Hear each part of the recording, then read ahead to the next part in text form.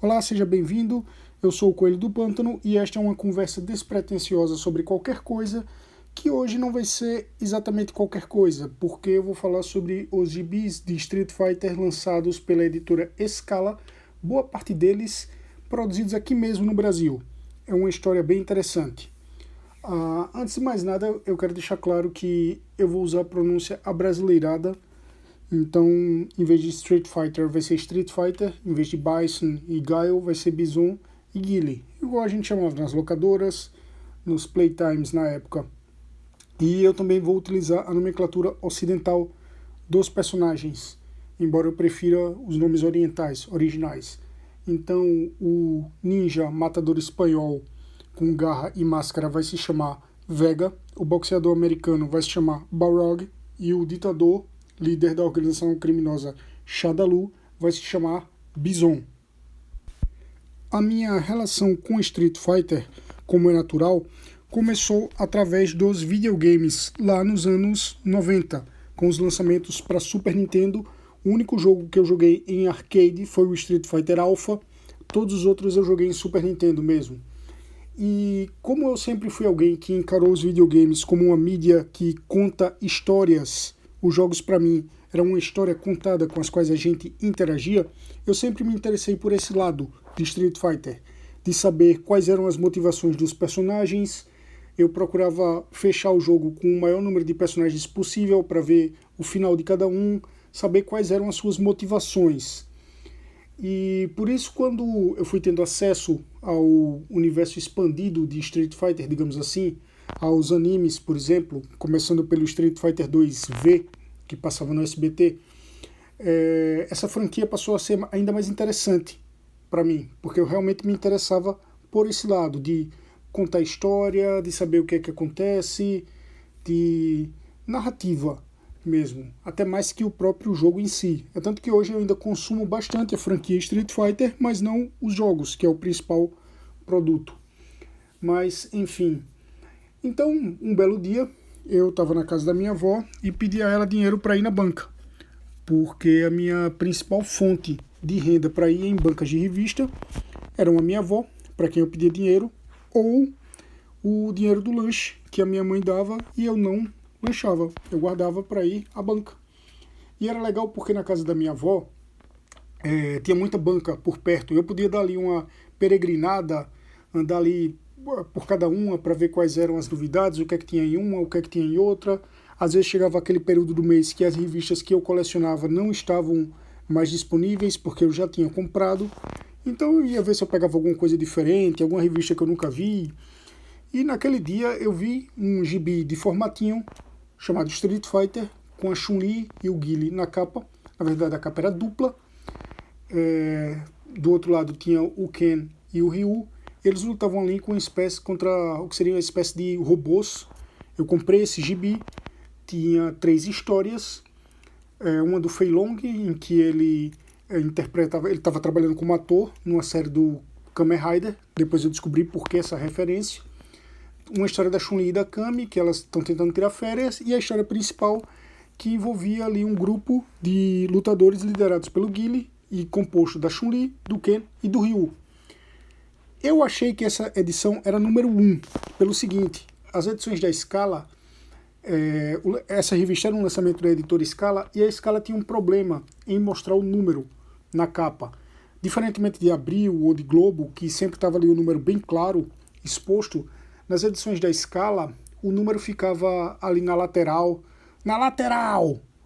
do lado esquerdo, canto superior esquerdo, pertinho da lombada, ali na vertical, bem pequenininho, junto com o preço. O preço também ficava ali, é tanto que às vezes era difícil do jornaleiro encontrar o preço. Não sei por que eles faziam isso, porque esse é um lugar muito pouco prático para você colocar o número, dificulta a visualização e ainda por cima aquela área ali perto da lombada, ainda mais quando a lombada é grampeada, como era o caso, ela vai se desgastando mais rápido, vai se dobrando um pouquinho, vai sendo ali comida pelo grampo, então você acabava perdendo o número da revista. Mas enfim, era assim que a Scala fazia.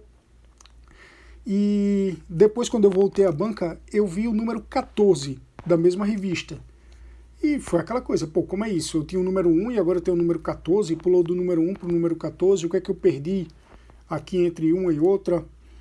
E eu descobri que, na verdade, aquilo era uma publicação regular da editora Scala, que as edições regulares já estavam em 14 números, e aquela edição que eu achava que era número 1, na verdade, era a edição especial número 1. E foi aí que. E aí eu fiquei sabendo também que aquilo era uma produção nacional, assinada pelo Alexandre Nagado, ele era o editor, e é por isso que tem aquela homenagem ao Kamen Rider na edição especial, porque o Nagado é um fã do Kamen Rider. Então, sabendo que tinha aquela publicação da Scala em andamento, eu resolvi completar a minha coleção. E foi divertido, porque eu tinha que sair peregrinando por bancas para encontrar os outros números. E rodar por banca de revista foi uma coisa que eu sempre gostei. Sempre que eu via uma banca que eu não conhecia, eu ia lá para ver se tinha alguma novidade, que sempre tinha alguma revista encalhada, coisa desse tipo. E aí Street Fighter se tornou o principal alvo. A última revista que eu comprei para completar a minha coleção, que foi a edição número 4, eu encontrei desse jeito. Estava ali perdido numa banca de revistas, eu comprei. Isso já era 1997 ou 1998. Ou seja, talvez aquela revista tivesse ali há uns 3, 4 anos, porque eu acredito que a número 4 tenha sido lançada ainda em 1994, talvez em 1995. Nunca foi recolhido e ficou perdido ali no meio, até que alguém encontrou, no caso fui eu. Só que a maioria das edições anteriores que eu consegui, porque a primeira que eu comprei era a especial número 1, a depois que eu comprei era 14, então tinha 13 edições para eu encontrar. A maioria delas eu comprei no que era chamado de venda casada, porque a Scala recolhia as edições. Segundo Alexandre Nagado, aquelas revistas vendiam cerca de 30 mil exemplares por mês, então o restante a Scala recolhia, colocava dentro de um saco com uma outra revista, geralmente uma publicação de heróis nacionais, e voltava para as bancas, né, na compra casada, no esquema pague uma, leve duas. E foi assim que eu consegui a maioria dos números que me faltavam, inclusive o número 1. Foi uma publicação da Scala, Street Fighter foi uma publicação da Scala que rendeu 21 edições e durou 3 anos mais ou menos. Eu tenho a impressão que foi de 1994 a 1997. Era uma publicação intermitente, ou seja, muitas vezes tinha longos períodos entre uma e outra, ela não tinha uma periodicidade definida, às vezes eu chegava num mês, tinha uma, no mês seguinte tinha outra, e a outra só depois de 3 meses, por aí, o que demonstrava que havia uma certa dificuldade para produzi-la e para distribuí-la. A Scala teve que lutar para colocar esse gibi nas bancas durante o período em que ela teve o licenciamento da Capcom, porque essa era uma revista oficial licenciada pela Capcom. Mas como foi que isso aconteceu? É aí que a história fica bem legal. Mas primeiro um exercício de contextualização. Como era o cenário dos quadrinhos no Brasil nos anos 80 e nos anos 90. A gente ainda não tinha tanta publicação diversificada como tem hoje, com um público mais adulto, com formatos mais luxuosos, com capa dura, com lombada quadrada bonita para você botar na estante, com comic shop, com quadrinhos sendo distribuídos nas livrarias. Só que era muito mais lucrativo. A banca vendia muito bem e as tiragens eram imensas. Hoje em dia a gente vê esses quadrinhos luxuosos, a gente vê muito mais autores nacionais, a gente vê muito mais lançamentos aqui em termos de títulos, só que as tiragens são baixas, muitas vezes elas são canceladas. Naquele tempo não era assim, não tinha tanto título de super-herói gringo, por exemplo. Na verdade tinha só os principais, o Batman, o Super-Homem, o Homem-Aranha, os X-Men. Olha que o Batman sofreu muito com as publicações dele, mas enfim. E os demais heróis entravam nessas revistas, era o chamado mix. Então hoje você tem uma revista do Demolidor, tem uma revista do Justiceiro. Na época não, na época o Demolidor e o Justiceiro estavam ali nas super-heróis, nas super-aventuras Marvel. Hoje você tem uma revista da Mulher Maravilha. Naquela época a Mulher Maravilha estava dentro de Batman, ou de Super-Homem, ou de Shazam, que era o nome da revista, só o personagem ainda era chamado Capitão Marvel. Só que as tiragens, elas eram muito grandes. Consta que a tiragem de X-Men, por exemplo, já chegou a 500 mil. Vendia muito. A banca tinha muito produto para você comprar. Tinha muito quadrinho nacional, tinha muito quadrinho da Disney e tinha um número talvez limitado de títulos de super-heróis de fora. E olha que também nem era tão limitado assim, alguns tinham bastante títulos, mas eram revistas mais grossas, elas tinham mais páginas, formando os mix, e elas tinham uma tiragem muito mais longa, além de terem uma tiragem uniforme por todo o território nacional. Não acontecia o que acontece hoje de ter essa distribuição setorizada e tal. E nesse cenário, que era bem lucrativo, a gente podia distribuir as publicações da seguinte forma. Tinha um material internacional, que eram basicamente as revistas da DC, da Marvel e da Disney, que ficava ali entre Abril e Editora Abril e Editora Globo. Tinha um material híbrido, que eram personagens de fora, mas que eram produzidos aqui no Brasil, como acontecia, por exemplo, com o Zé Carioca, que, se eu não me engano, tinha o Marcelo Cassaro na produção. O Marcelo Cassaro, que é um cara importantíssimo aqui nessa história. E tinha um material genuinamente nacional, cujo o carro-chefe, naturalmente, era a Turma da Mônica. Mas tinham muitos outros títulos brasileiros, principalmente infantis, porque era uma época em que gibi ainda era visto como algo infantil. Tudo bem, já tinha Cavaleiro das Trevas, já tinha um Watchmen, já era o universo pós-crise, já era o universo pós-guerras secretas, então a mentalidade estava mudando.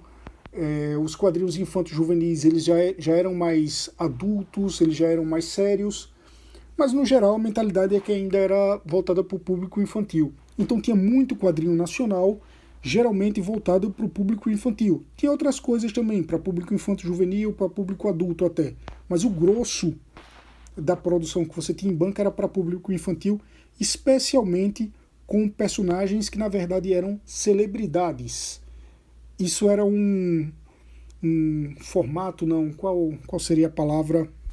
Era um nicho de produção, digamos assim, bem comum na época. Então você tinha gibi da Xuxa, gibi do Gugu, gibi do Faustão, gibi do Sérgio Malandro. Boa parte deles era bem ruim. E essa é uma crítica que causa até uma certa polêmica. Há um tempo atrás teve um canal que fez essa crítica, dizendo que estava entre os piores quadrinhos nacionais, entre quadrinhos ruins que a gente não acredita que tinham sido publicados, e isso irritou algumas pessoas do mercado, que disseram que isso era um desrespeito com autores, que eram pessoas sérias, que estavam trabalhando naquilo ali, e realmente eu acredito, eram pessoas sérias que estavam fazendo o trabalho para qual elas eram pagas, que aquilo era o ganha-pão delas, mas não muda o fato de que, talvez não por responsabilidade delas, mas por todo o contexto envolvido com aquela publicação, elas eram publicações mais fracas, com algumas exceções. Por exemplo, os quadrinhos dos Trapalhões, que eram muito bons, e que, se eu não me engano, também tinham o Marcelo Cassaro, já mencionado, ali no grupo de escritores, no grupo de roteiristas.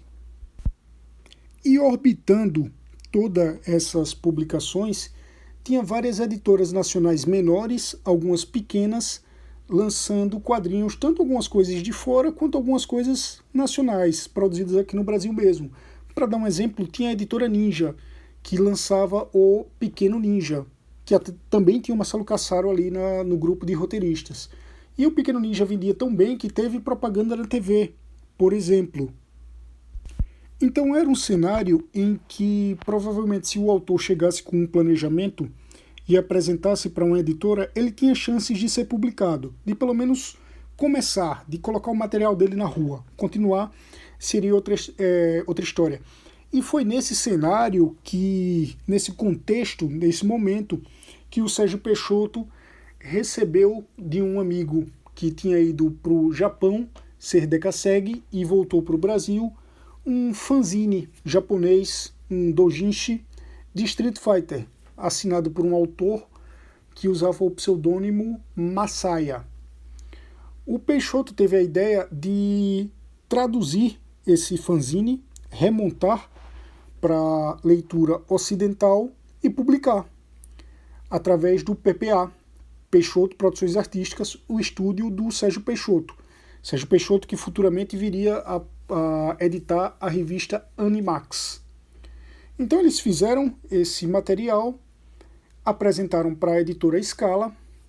A Scala era uma editora que tinha ali umas publicações relacionadas com videogames. Dentro dessas publicações, inclusive, tem algumas paródias, muitas delas assinadas pelo Marcelo Cassaro. E, ou seja, esse doujinshi, esse fanzine do Street Fighter era algo que tinha a ver com a Scala e com o que ela publicava. E a Scala topou e botou esse quadrinho na banca com o título Street Fighter, no formatinho, e com o selo Graphic Games. E aqui vale uma outra pequena contextualização. Eu comentei que tudo que ia para a banca vendia bem, mas eu também comentei que quadrinhos ainda eram encarados como uma coisa infantil. Então, para você atingir o público infanto-juvenil acima, tinha que ser um material muito bom, como, por exemplo, os quadrinhos de Marvel e DC. Era muito mais difícil você conseguir manter publicações para este público. Eu acho que no caso desse fanzine do Street Fighter, vendeu bem porque conseguia atingir os dois públicos. Porque era um personagem de videogame, então estava ali mais ou menos no mesmo nível de Marvel e DC, porque todo mundo conhecia Street Fighter. E por se tratar de uma paródia, a capa tinha um traço ali meio SD, né, com os personagens com cabeção, um corpinho pequeno. Eu acho que acabava tendo um apelo bom para os dois públicos. O fato é que essa publicação vendeu muito, segundo Peixoto. Vendeu tão bem que teve 2 reimpressões. Aparentemente uma delas colorida, porque era uma publicação preta e branca, né, de um fanzine japonês. Só que a Capcom já tinha representação aqui no Brasil. Tinha uma empresa chamada Character que cuidava dos seus endereços, dos seus interesses. E a Character foi para cima da Scala. Só que não teve processo, não teve briga judicial, nada disso. Na verdade, aconteceu um acordo. A Scala pagou pelos direitos de publicação daqueles personagens e comprou o licenciamento, comprou os direitos daqueles personagens para fazer outras publicações. Então, o que poderia ser uma situação embaraçosa, complicada para a Scala, na verdade se tornou o privilégio de ter nas mãos o direito a publicar os personagens de Street Fighter oficialmente. E a Scala publicou várias revistas, publicou pôsteres com os personagens, com toda certeza ganhou uma boa grana em cima disso aí. Mas ela deu continuação à publicação Graphic Games, só que sem o estúdio PPA, porque segundo Peixoto, a editora Scala queria pagar por um gibi produzido aqui no Brasil, o mesmo que ela tinha pagado pela publicação do fanzine então pirateado. Ou seja, ela queria pagar pela produção completa, o mesmo que ela pagou por uma tradução e montagem apenas. O estúdio do PPA não concordou, então a Scala seguiu adiante produzindo por ela mesma, com Marcelo Cassaro na edição e escrevendo. O autor que desenhou foi Wagner Fernandes, o nome dele. A edição 2, Graphic Games 2, com textos do Marcelo Cassaro, desenhos do Wagner Fernandes. E infelizmente não ficou legal. Eles continuaram ali na linha satírica. A ideia do Cassaro foi até boa, de fazer uma brincadeira com a questão de nomes orientais e nomes ocidentais dos personagens. O Vega, na verdade, queria se chamar Balrog e estava se recusando a ser chamado de Vega. Mas o traço era muito ruim, com todo respeito ao Wagner Fernandes. Eu não conheço outros materiais dele, de repente ele desenhava melhor que aquilo ali. E o texto, embora seja do Cassaro, que é um bom escritor de quadrinhos, também não estava muito legal. Sobretudo se você comparar com a edição japonesa, que era um fanzine provavelmente amador. Mas é que lá no Japão existe todo um mercado de publicação de fanzines. O resultado é que uma publicação amadora no Japão, muitas vezes ela é da mesma qualidade ou até melhor que uma publicação profissional no Ocidente. O fato é que a 2 não foi tão bom quanto a 1. Eu também não sei dados de vendagem. Eu sei que eles rebutaram essa edição de paródia, porque depois saiu uma nova edição chamada Street Fighter e com o número 1. Mas também não passou da primeira edição. Só que aí que foi o pulo do gato. Porque a Scala começou a publicar os quadrinhos de Street Fighter. Quadrinhos mesmo, adaptação do jogo em quadrinhos. Não era paródia, eram quadrinhos sérios. A princípio, com a publicação da Malibu Comics, editora americana, que corria ali por fora do mercado. Você tinha a Marvel e a DC dominando, tinha as outras editoras menores, uma delas era a Malibu. E a Malibu tinha os direitos de publicação de Street Fighter e botou isso na prática, botou isso para frente. As edições eram escritas por Len Strazewski e desenhadas por Don e Hillsman. E infelizmente eram bem ruinzinhas. A capa da número 1, que eu acho que não foi com arte do Hillsman, que tentava fazer um negócio ali de arte realista, é horrenda, por exemplo. Você vê, você pensa que os personagens levaram uma surra. Você só reconhece porque os personagens de Mortal Kombat, de Street Fighter, são muito icônicos. Então você vê um cara de gui branco e faixa vermelha, você sabe que é o Ryu. Você vê um general vestido de vermelho, você sabe que é o Bison. Mas estava muito feio. A arte de interior da história do Hillsman é boa. Hillsman é um bom desenhista, mas o character design dele para Street Fighter era horrível. Os personagens ficaram horrorosos. Só que tudo bem, traço é questão de gosto. Você gosta do desenho do cara, você não gosta, né? Se a história for boa, compensa. Mas infelizmente não era. Na verdade, a história do Strazewski, ela começa muito bem. O primeiro quadro da primeira história, chamada Cicatrizes de Batalha, é o Ryu desferindo o Shoryuken no Sagat e cortando o peito dele. Com a diferença que é um Shoryuken de fogo, né? Então, além de cortar, queimou. E logo em seguida mostra que isso era Ryu vencendo o torneio Street Fighter, como no cânone, só que a partir daí desanda. Por exemplo, o Ryu e a Chun-Li têm um relacionamento amoroso, eles namoram. O Ken foi totalmente descaracterizado. O Ken, da Capcom, é um playboy que fica ali numa vida dupla e fica em conflito, porque ele quer lutar, porque o negócio dele é lutar, ele quer se provar, ele quer derrotar o Ryu para mostrar que ele é um lutador tão bom quanto o Ryu. Nessa edição da Malibu, o Ken é uma celebridade. Ele largou a vida de lutador, ele não é mais lutador, não quer mais lutar. Ele inclusive agencia a carreira do Ryu e ele trabalha como ator, né, não tinha o Fei Long ainda na época, e trabalha como modelo. Descaracterização total para o personagem, isso não agradou nem um pouco. Eles tentaram também incluir uma personagem própria chamada Nida, e eles até chamaram o mestre do Ryu e do Ken de Shenlong, né, que é um equívoco, uma tradução errada nos Estados Unidos que por muito tempo pegou. Deu até muito pano para manga, isso aí que vale um podcast só a respeito disso. Mas o fato é que a publicação foi cancelada na terceira edição. Quando termina a terceira edição, tem ali um texto um epitáfio da editora Malibu, explicando que a edição estava cancelada, a publicação estava cancelada porque a Capcom e os fãs não gostaram dos rumos que estava tomando. Aí eles dizem ali, como tem um texto um pouco mais comprido, dizendo como seria a ideia deles para terminar aquela saga, com o destino de cada personagem, e é isso.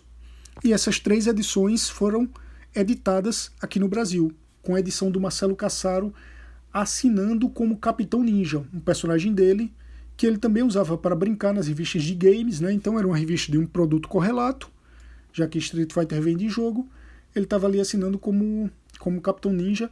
Era uma revista que certamente chamou a atenção nas bancas brasileiras porque ela era em formato americano, coisa que não era muito comum aqui no Brasil. E nessa edição nacional, o Cassaro tomou algumas liberdades. Por exemplo, ele utilizava a nomenclatura oriental dos personagens. Era uma publicação americana, naturalmente lá nos Estados Unidos era a nomenclatura ocidental, a nomenclatura americana. O Cassaro mudou para a nomenclatura original japonesa. Ele tentou dar, o Marcelo Cassaro, traduzindo os textos, tentou dar aos personagens uma consciência de que eles estavam em jogos de videogame. Tem uma cena em que o Ryu quase é atropelado e destrói o carro. E na edição brasileira, ele dá os socos e pontapés no carro, dizendo: já destruí muitos desse em fase de bônus. Ou seja, ali, né, ciente de que era um personagem de videogame, mais ou menos como Deadpool age, ciente de que é um personagem de quadrinhos. E ali no texto de epitáfio, anunciando o cancelamento da publicação, o Cassaro, na persona do Capitão Ninja, ele apoiou o cancelamento, até fazendo uma piadinha de que era absurdo colocar Ryu e Chun-Li para namorarem, porque todo mundo sabia que Chun-Li era namorada dele, do Capitão Ninja. Isso, para quem lia as edições de games da Scala, entendia a piadinha, porque sempre tem essa brincadeira que o Capitão Ninja fazia. Só que, em vez de apenas lamentar e anunciar que a publicação tinha acabado, era isso, nesse mesmo texto, o editor aproveitou e anunciou que a publicação brasileira continuava. Como a americana estava sendo cancelada, eles iriam passar a publicar o mangá de Street Fighter, que era lançado no Japão, oficializado pela Capcom, naturalmente, de autoria de Masaomi Kanzaki. Só que não rolou. Não teve essa negociação, aparentemente não foi para frente, não sei porquê. Mas a partir da edição 4, tivemos a edição nacional de Street Fighter, produzida aqui mesmo no Brasil. E essa edição, essa revista de Street Fighter brasileira, eu acho que ela pode ser dividida em 4 fases. A primeira, ainda na edição do Cassaro, que agora, além de editor, era escritor, contava com a arte de Arthur Garcia e João Pacheco, e tinha mais alguns artistas ali colaborando. Um deles era o arte finalista Alexandre Silva, por exemplo. Essa primeira fase durou 2 números, o 4 e o 5. Continuou no formato americano. O Cassaro, ele continuou tentando dar essa lógica de videogames, né? Tem um trecho lá logo no começo da edição 4, que um capanga chega para o Bison dizendo que chegaram novos lutadores, o Fei Long, o DJ, o Thunderhawk e a Kami, fazendo ali uma referência ao jogo Super Street Fighter 2 que estava sendo lançado naquela época. O Cassaro, ele continuou utilizando os nomes orientais e ele, de certo modo, continuou a história da Malibu, porque a Chun-Li menciona para o Ryu que o Ken não tinha morrido, na verdade, e isso era um plano da Malibu. Isso tinha sido explicado lá no Destino de todos os personagens da Malibu, porque na número 2 tem uma briga e o Ken praticamente morre, a gente acha que ele morreu, depois revela que o Ken não tinha morrido. A Malibu não chega a revelar esse número, porque a publicação foi cancelada, mas no epitáfio, lá nos textos de cada personagem, ela revela que o Ken, na verdade, não tinha morrido, estava hospitalizado. Então, na edição 5, o Cassaro colocou isso aí em quadrinhos, a Chun-Li dizendo ao Ryu que o Ken não tinha morrido. E a primeira fase de publicação se encerra aí. Na segunda fase, a partir do número 6, o Cassaro saiu e ele indicou o Alexandre Nagado no lugar dele. Então, sempre que eu mencionar Cassaro daqui para frente, na verdade, provavelmente eu me confundi. Daqui para frente é o Alexandre Nagado. E o Nagado teve carta branca para rebutar, para desconsiderar tudo que tinha sido feito e começar do zero. Na verdade, ele até falou que o que Cassaro fez ainda valia, no editorial da edição 6, mas dava para ver que estava recomeçando do zero.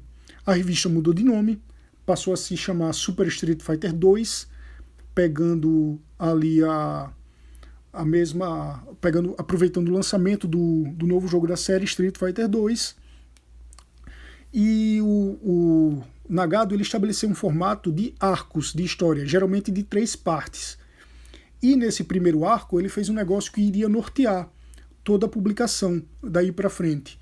Ele botou o Guile chamando outros personagens, o Ryu, o Ken, a Chun-Li, a Kami, E nesse grupo aí também estava o Thunderhawk, mas o Thunderhawk não apareceria muito daí para frente, para dizer que ele estava disposto a continuar lutando para fazer justiça, porque ainda tinha muita injustiça pelo mundo, eles eram pessoas fortes que tinham capacidade de fazer a diferença, e ele diz, vamos aqui montar um time para levar, para fazer o bem, para continuar fazendo o bem, numa lógica ali parecida com Vingadores, Liga da Justiça, e até mesmo com algumas obras de Street Fighter, como o filme do Van Damme, Street Fighter A Última Batalha, e o desenho animado americano, que o SBT chamava de Street Fighter Game.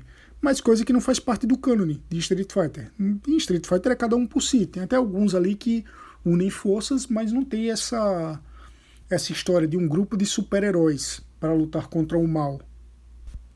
E ele segue nessa fase do número 6 até o número 13, encerrando um arco de histórias que eram os números 11, 12 e 13, chamado Esferas do Poder, que tinha uma lógica ali mais ou menos parecida com Guerras Secretas, né? Uma aventura cósmica, umas entidades levam os personagens para outro planeta para lutar, enfim. A partir daí começa a terceira fase, com o lançamento da edição especial, aquela que eu falei no começo do podcast, que diminuiu de formato americano para formatinho e também passou a utilizar a nomenclatura ocidental dos personagens que o Nagado explicou no editorial da edição 15, que foi uma exigência da Capcom. Foi até o número 16, e outra novidade era que a revista passava a ter mais páginas. Se eu não me engano, passou para 48 páginas, tinha até algumas historinhas complementares, mais curtas, que não tinham a ver com a saga principal, e voltou a se chamar apenas Street Fighter. Essa terceira fase encerrou no número 16. É interessante analisar essa fase do Nagado, que inclui a segunda e a terceira fase aqui, que eu denominei, porque ele tomou algumas liberdades. Ele, por exemplo, ele saía agregando à história dele personagens utilizados em outras mídias. Por exemplo, o Sawada, que era um personagem lá do filme do Van Damme. Ele entrou nas histórias do Nagado. Um trecho do anime Street Fighter 2V, que passava no SBT, ele também entrou nas histórias do Nagado. Quando o Ryu lembra como ele conheceu o Guile, ele lembra de um trecho do episódio, lá na briga do bar, inclusive com o mesmo visual do anime, com o Ryu com o cabelo espetado, sem faixa, o Guile com o cabelo arrepiado, mas um pouquinho mais baixo. Outra liberdade que o Nagado tomou é que, assim como o Kasaro, ele estava utilizando os nomes orientais originais dos personagens, só que o nome da organização do Bison, ele utilizava a versão americana, Shadaloo. E lá na história dele, ao longo da história dele, o Bison é momentaneamente derrotado e o Sagat resolve remontar a organização criminosa e ele chama de Shadowlaw, que era o nome original da Shadaloo, lá no mercado japonês, ironicamente, justamente quando ele estava passando a utilizar a nomenclatura ocidental, por exigência da Capcom. A partir do número 17, começa a quarta fase. Mudou novamente do formato, continuou chamada Street Fighter, mudou novamente de formato, passou para um formatão maior que o formato americano, e o Nagado saiu, sendo substituído como editor e principal escritor o Rodrigo de Góes. O Nagado ele ainda escreveu algumas histórias menores, mas a saga principal estava a cargo do Rodrigo de Góes, que manteve a linha editorial estabelecida pelo Nagado. E continuou tomando algumas liberdades, como, por exemplo, um relacionamento entre o Guile e a Chun-Li. E aí tudo bem que relacionamento foi algo que deu ruim lá na fase da Malibu, levou ao cancelamento, mas uma coisa é um relacionamento entre a Chun-Li e o Ryu que em muitas obras do universo expandido sequer se conhecem.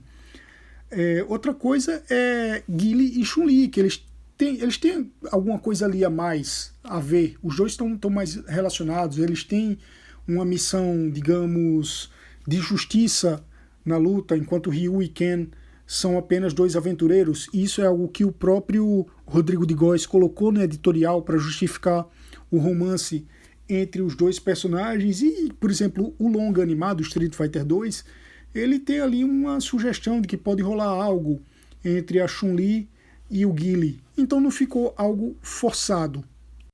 Outra prática do Nagado que o de Góes manteve foi a de pegar personagens de outras mídias e trazer para o quadrinho, como por exemplo a Rinko, que é uma irmã de criação do Ryu no desenho do anime Street Fighter 2V, e que ele utilizou numa das edições do quadrinho.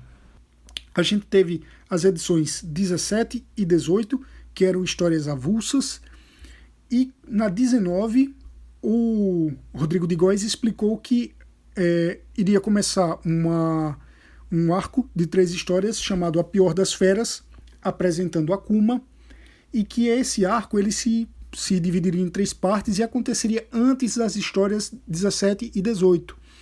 Elas foram publicadas primeiro por causa de um probleminha ali de produção, mas na cronologia da publicação da escala, elas aconteceriam depois. Então a gente teve a edição 19, apresentando o Akuma, a edição 20, todas duas com histórias menores complementares escritas pelo Nagado, e concluiria na 21, mas não concluiu porque a publicação foi cancelada. Na verdade, a escala perdeu os direitos de publicação, os direitos de licenciamento dos personagens da Capcom, e a aventura da editora publicando Street Fighter no Brasil, produzido no Brasil, acabou ali, na edição 20, sem conclusão. O que dá para dizer é que esse material da escala teve sim seus problemas, mas também tem vários méritos. Tem uma evolução evidente ali dos autores, tanto do Arthur Garcia, que era o desenhista desde o primeiro número de produção nacional, que foi o número 4. Ele seguiu desenhando até o final. Teve mais alguns desenhistas que ajudaram e tal. Teve o João Pacheco, falecido, que depois teve até um editorial dedicado a ele. Teve mais alguns autores que ajudaram o Arthur Garcia, mas ele foi o autor principal. E a arte dele, por exemplo, ela é bem melhor para Street Fighter do que a arte do Don Hillsman, que estava fazendo as edições da Malibu. O texto também evolui bastante, tanto a escrita quanto o texto em si. A princípio do Nagado, do Cassaro, depois do Nagado. Ele melhora bastante. Não dá para negar que tem problemas. Tem sim. Mas você via que teve uma evolução ali. Teve uma evolução nos roteiros, teve uma evolução na história, teve uma evolução nos textos que os personagens falavam, na conversa entre eles, além da evolução da arte, como eu já falei, que começou um pouco mais sofrida, um pouco mais torta, e depois terminou com uma qualidade bem próxima dos animes do Street Fighter. As últimas edições ali da edição especial, da última fase, das 3 últimas edições com o Nagado, que era um arco chamado A Ilha da Morte, e essas últimas edições com o Rodrigo de Góes, a arte é impecável. O Arthur Garcia mandou muito bem. E, assim, não é porque teve toda essa evolução que a gente vai fechar os olhos para os problemas. Realmente havia muitos problemas de arte, de roteiro, de ideia criativa, mas primeiro eu não estou analisando aqui uma por uma. Eu estou só contando a história da publicação. Segundo, a gente tem que levar também em consideração o contexto da época. Os anos 90 era um período que a gente não tinha tanta informação como tem hoje. A gente tinha muito gibi na banca, mas basicamente todo o nosso entretenimento era aquele ali. Ou então pegar fita de locadora, fita de vídeo em locadora, desenho animado ou filme, que não era uma coisa muito barata de se fazer, você só podia fazer uma vez por semana e olhe lá. Não tinha TV a cabo, não tinha internet, então a gente consumia tudo que aparecia. Hoje a gente vê tipo o filme da DC, Batman vs Superman, é, Liga da Justiça, e aí a gente descasca o filme, fala muito mal. Naquela época saía filme ruim, como Batman Eternamente e Batman e Robin, e a gente gostava, porque era o que tinha. Porque fora isso não tinha mais nada. E eu não tô aqui julgando, dizendo que por causa disso aqueles tempos eram melhores. Não, nada disso. Tô só dizendo que era uma característica. Então, por mais que essa revista do Street Fighter tivesse os seus problemas, ela era mais um produto de Street Fighter a que a gente tinha acesso. Porque fora isso, tinha o desenho na TV, o Street Fighter 2V, tinha um desenho americano que era horrendo, tinha aquele filme do Guile, do Van Damme, que era horrendo, e tinha um longo animado. Então não tinha muita coisa, era mais um produto. Então para quem gostava de Street Fighter como eu, para quem era um grande fã como eu, aquilo ali era um prato cheio. E como eu disse, foi uma publicação muito intermitente. Ao longo de 3 anos, praticamente, começou em 1994, terminou em 1997, muitas vezes havia atrasos, tanto que foram apenas 21 edições, 20 edições da publicação regular e uma edição especial, mas a Scala fazia o que podia para botar nas bancas. A gente nota que havia um esforço, o texto de editorial muitas vezes destacava esse esforço, falava sobre os atrasos, não era um material da Abril ou da Globo, que tinha muito mais condições de produzir e de distribuir. E leve-se em consideração também o ineditismo daquele material, porque publicação nacional, pegar personagem gringo e fazer a versão brasileira não era algo tão comum, sobretudo para o público infanto-juvenil. Teve o Zé Carioca, como eu falei, tinha um ou outro da Disney, teve o Fantasma em algum tempo no passado, não lembro exatamente em que década, mas personagem licenciado de videogame eu nunca ouvi falar. A gente teve um depois, com um personagem da Capcom, licenciado pela Character também, que vai ser tema de um outro podcast. Mas enfim, eu acho que foi uma publicação que, com todos os seus problemas, teve seus méritos e ela tem um lugar na história do quadrinho nacional. Eu acho que Cassaro, Nagado e Rodrigo de Góes fizeram um bom trabalho, no fim das contas, mesmo com tanto problema. Só que não foi o fim das publicações brasileiras de Street Fighter, porque depois a editora Dragão Brasil, a editora Trama, que publicava a revista Dragão Brasil, adquiriu os direitos para poder lançar RPGs oficiais do Street Fighter na revista Dragão Brasil e fez uma série de quadrinhos escrita e editada pelo Marcelo Cassaro. Só que isso é assunto para uma outra conversa. Essa aqui era sobre as edições da Scala e foi isso que aconteceu. E o interessante é que o Peixoto, comentando sobre a publicação pirata que deu início a tudo isso, ele disse que ele não tinha noção de que fazendo aquilo ele estava começando uma pequena revolução no mercado brasileiro que futuramente iria trazer mangás. E o Peixoto teve uma certa razão nisso que ele falou. Essa publicação de Street Fighter, sobretudo quando ela começou a ser produzida aqui no Brasil, ela tinha um pezinho ali no mangá. Ela estava mais próxima do mangá do que do quadrinho americano, como era o caso das edições da Malibu. Então eu acho que ela sim ajudou a pavimentar o caminho, principalmente porque ela era licenciada pela Capcom, por uma empresa japonesa. Então o Peixoto teve sim esse papel. Mas foi assim que terminou, no fim das contas. Foi uma luta que a Scala comprou, travou, sustentou por um bom período, mas no fim das contas não aguentou porque a carga era muito pesada. Mas eu acho que valeu a pena, principalmente para leitores e para fãs como eu, que sou tão apaixonado pelo cânone e pelo universo expandido de Street Fighter. Então essa foi a história da publicação nos anos 90 da editora Scala. Se você escutou até aqui, muito obrigado, um forte abraço e até a próxima conversa sobre qualquer coisa.